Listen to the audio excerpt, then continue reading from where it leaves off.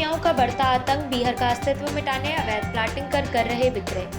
खबर मध्य प्रदेश की रीवा से है, जहां की प्राणदायिनी बीहर नदी करहिया मार्ग पर भूमाफियाओं ने नदी की भीट टीला को काटकर लेबलिंग करके प्लाटिंग की है और अवैध तरीके से विक्रय कर रहे हैं। इसकी शिकायत ज्ञापन के माध्यम से एडवोकेट बी के माला ने रीवा संभाग आयुक्त से की है और अवैध प्लाटिंग कर रेरा अधिनियम और एनजीटी के नियमों का उल्लंघन कर की गई प्लाटिंग की जांच करके रोक लगाए जाने की मांग की।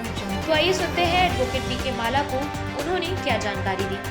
यह नदी के बगल में जो प्लाटिंग हो रही है अवैध, उसमें आपका क्या कहना है? देखिए, रीवा जिले के बीहर नदी के तट पर जो कि करहिया मार्ग से होते हुए जो बीहर नदी की निकासी हो रही है, उसी मार्ग पर भूमाफियों के द्वारा अवैध तरीके से प्लाटिंग की जा रही है, जो माननीय एनजीटी न्यायालय के ग्रीन ट्रिब्यूनल न्यायालय के निर्देशों का उल्लंघन है। साथ में रेरा अधिनियम का भी उल्लंघन किया जा रहा है। टीएनसीपी किसी के पास प्राप्त नहीं है, साथ में रेरा की एनओसी प्राप्त नहीं है।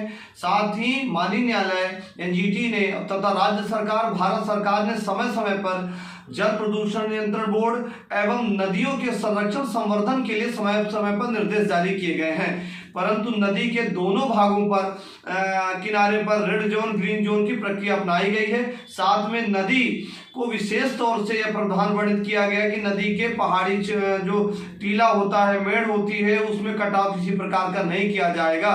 पर रीवा जिले के भूमाफियों ने नियम विरुद्ध तरीके से प्लाटिंग करके अवैधानिक तरीके से नदी के सतही भाग में भी मिट्टी मुरुम डाल दिया है और लेवलिंग करके प्लाटिंग कर दी गई है, जिससे नदी का आकार छोटा होता जा रहा है, नदी का स्वरूप कम होता जा रहा है। नदी के सतही स्तर पर जो जीव जो पलते हैं, छोटे छोटे जीव पलते हैं, वो जीव भी लगातार नष्ट हो रहे हैं और नदी का आकार भी कम हो रहा है और इस प्रकार का जो वातावरण है वो प्रदूषित हो रहा है। इस संदर्भ में हमने आयुक्त महोदय रीवा का ध्यान आकृष्ट कराया है।